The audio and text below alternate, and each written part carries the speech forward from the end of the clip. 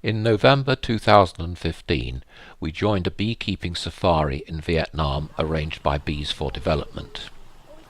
In 2 weeks, 7 British beekeepers travelled 1,500 miles through the country from subtropical south to temperate north.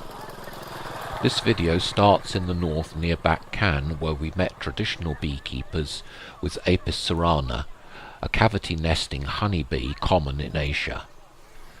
They are often village people in remote areas for whom honey provides a useful cash income. Historically, colonies were kept in log hives echoing their favoured natural nest site. Apis cerana bees in Vietnam are docile, and it is not unusual to find 20 or more hives in and around the house. Mostly the beekeepers do not find it necessary to use any smoke or protective clothing when opening their hives.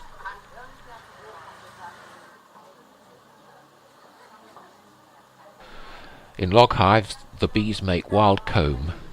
After removing the end closure, the beekeeper harvests honey by taking the end combs and squeezing it out. As a first step improvement, this lady in a village near Bac Can has made sun-dried clay hives in the shape of a log. Some traditional village beekeepers have been encouraged and assisted by the Vietnam Beekeepers Association to develop their skills to improve both quality and quantity of the honey crop. This includes changing to movable frame hives.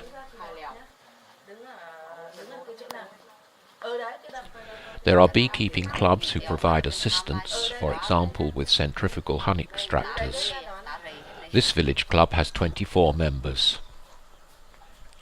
In log hives, a colony in Vietnam might yield 5 kilograms of honey a year, but some of the beekeepers said they could take 20 kilograms with movable frame hives.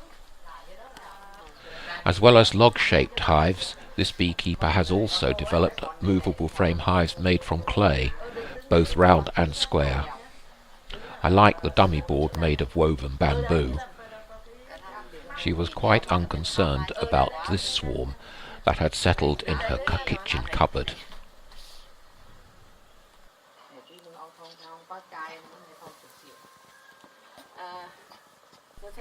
The next day, we moved to another village near Bac Can, where they have valuable tea plantations on the hillsides. There are 34 beekeepers in this commune. All we met use only movable frame wooden hives. The colonies are kept in the shade or protected with leaves to minimize overheating problems, particularly difficult for the smaller colonies. Another hazard for honeybees is the Asian hornet, which hunts for victims near the hive entrance.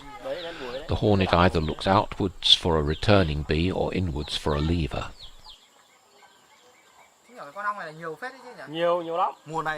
Cerana bees enter and leave the hive at speed, which enables most of them to avoid being caught. In slow motion, the action of hornet and defenders can be seen more clearly. Bees at the hive entrance do not fly out to attack the hornet, but use a Mexican wave defense. The wave motion makes it difficult for the hornet to pick out a target.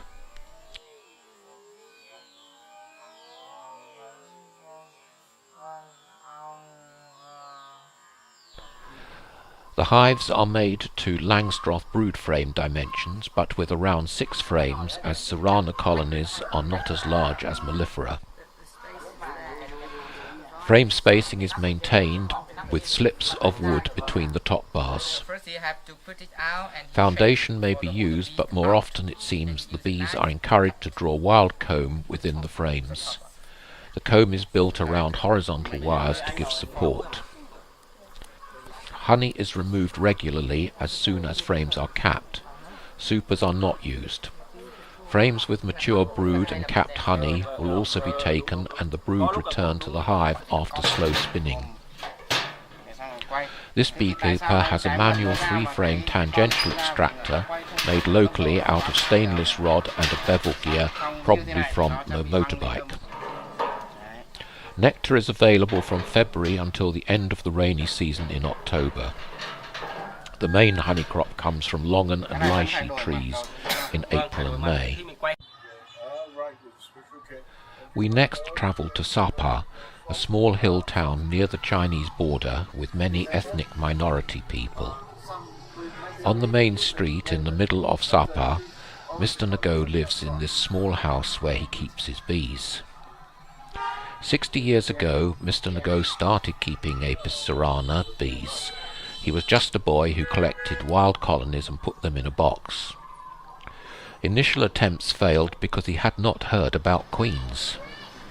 For 15 years, he was the only person keeping bees in Sapa. Mr. Ngo is still open to new ideas. For example, he uses homemade Hoffman frames.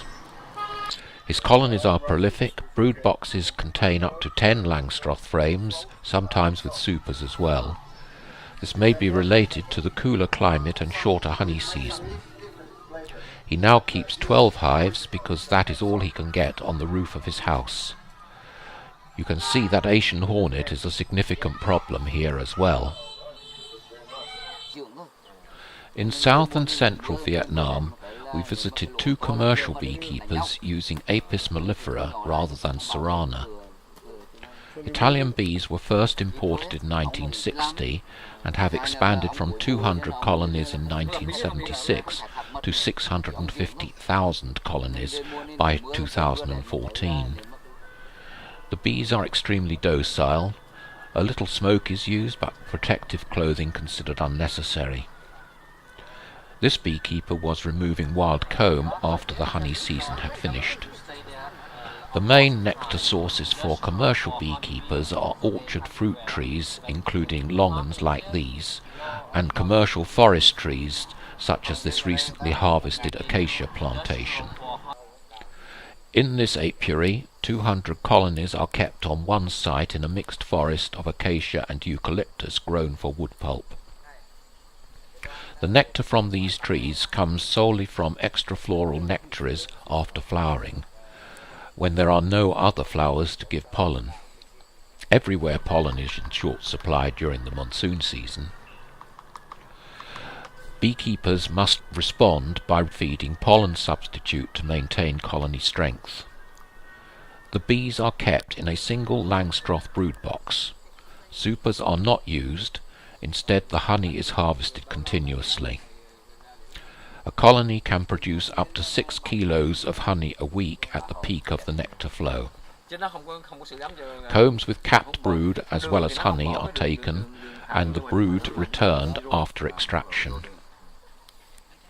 This manual 10-frame radial extractor in the middle of the apiary is used to take around 10 tons of honey during an 8-month season. In conclusion, my thanks to all the beekeepers who kindly shared their skills and knowledge with us, and their families and friends who generously entertained us, not least at this memorable feast near Bac Cang. Thanks also to our 5 local guides who explained much about Vietnamese culture and history, and themselves learnt a little bit about bees. Finally, thanks to Bees for Development and the Vietnamese Beekeepers Association for organising the tour.